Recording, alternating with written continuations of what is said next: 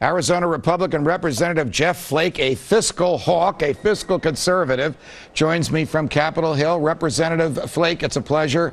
Welcome to the Glenn Beck program. How do you see this playing out? Do you see the deal that was cut by the president and Speaker Boehner and Majority Leader Reid as being adopted on this Friday, and then the battleground becoming the debt ceiling? Or do you think that enough small government, fiscally conservative Republicans will say $38 billion, that's nothing. We borrowed $100 billion during the time we were debating over the $38 billion, and not enough of them will even vote for that?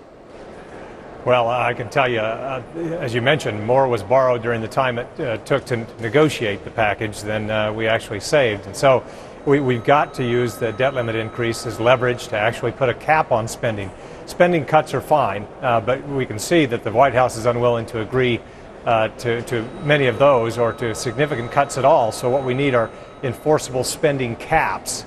So when Congress fails to hit the spending reduction targets, there are automatic rescissions that take place across the board. And so that's what we've got to have, and a number of us will not vote for the debt limit increase unless those are attached. Congressman Flake, do you trust the President of the United States or the Secretary of the Treasury to abide by these caps? Wouldn't it only be the power of the law that says you cannot borrow more than $14.3 trillion that would force them to run the government just with the money they collect from taxes and other revenue?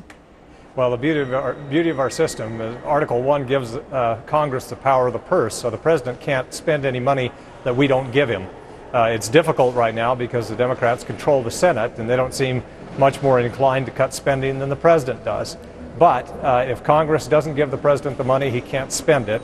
And if we have our own rules which prohibit us from actually spending that money, automatic rescissions that take place, that's the way to solve the problem. Do you accept the argument of your colleague in the Senate, Pat Toomey, who was an economist before he became the senator from Pennsylvania, that the government does collect enough in revenue and taxes to pay the debt service and to run the government at the same time? Or do you accept this doomsday argument that we just heard from Jay Carney, the president's press secretary, that if you don't let the president borrow more money, we're going to default on our debt, and that will cause all kinds of Armageddon in the economic communities?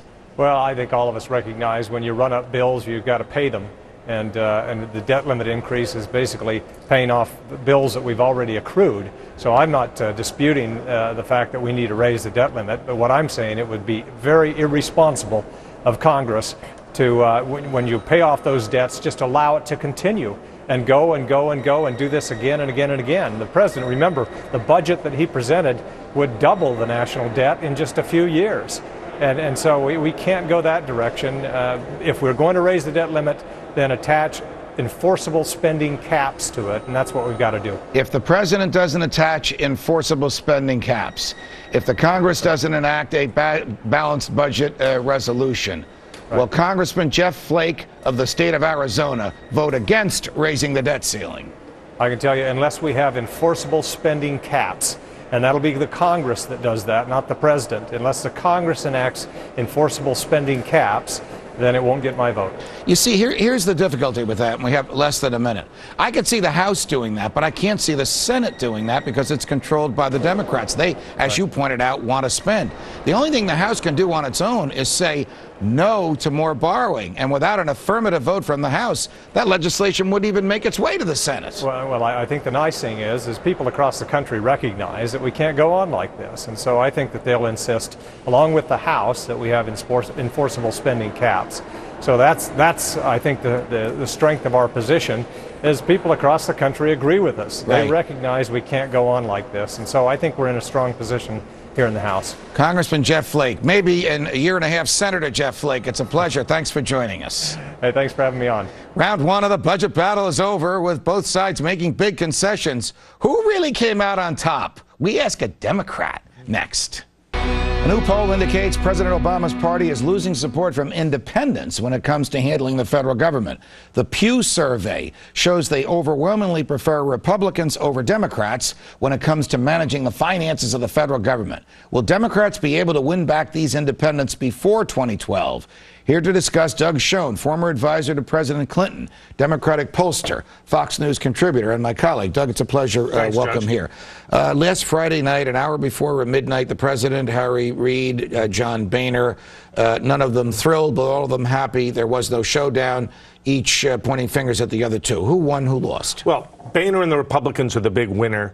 Barack Obama dodged a bullet, metaphorically, because Right. if the government had shut down, it would have been calamitous. Well, how would it have been calamitous? Politically for him?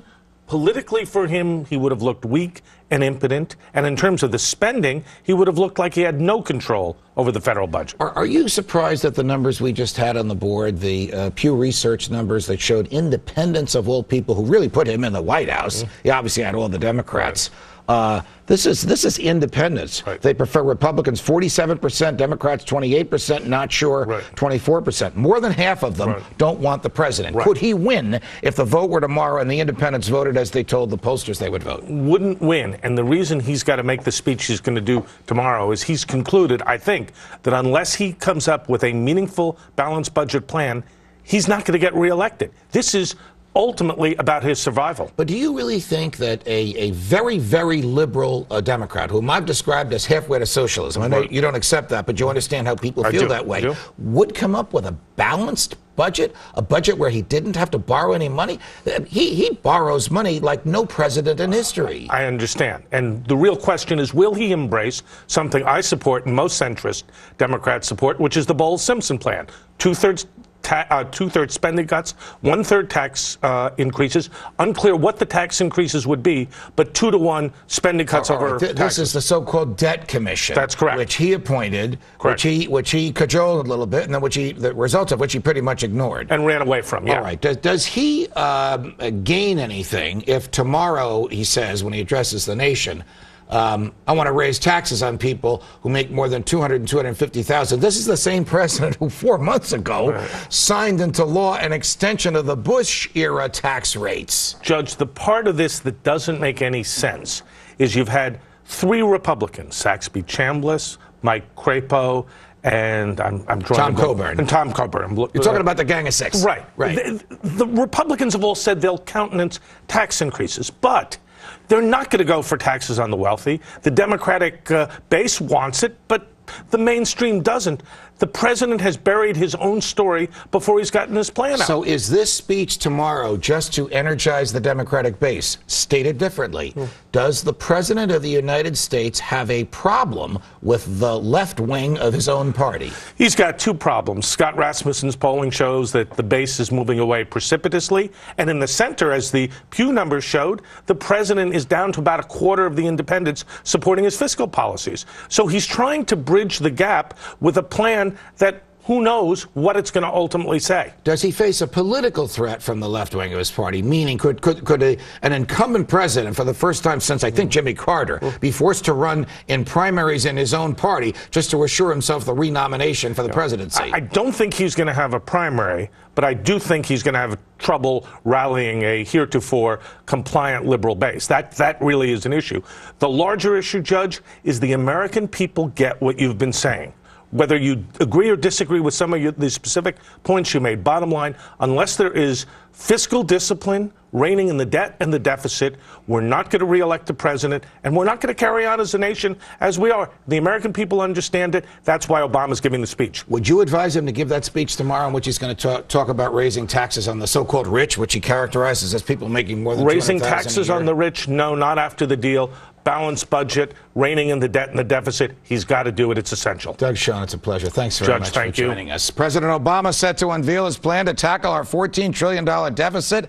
How will his ideas stack up against the Republican proposal? My colleague Lou Dobbs weighs in on that. Next.